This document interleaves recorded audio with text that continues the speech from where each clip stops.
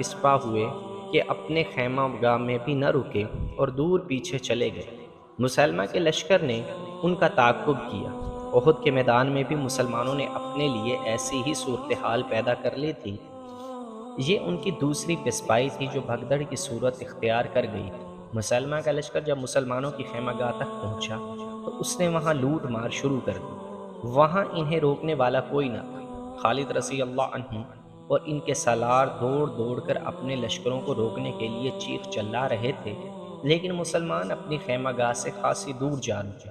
مسلمہ کے کچھ آدمیوں کو خالد کا خیمہ مل گیا، وہ اس میں جا گھسے۔ وہاں انہیں زیادہ مال و دولت ملنے کی توقع تھی، لیکن اس خیمے میں انہیں دو اتنے قیمتی انسان مل گئے جن کی انہیں توقع نہ تھی۔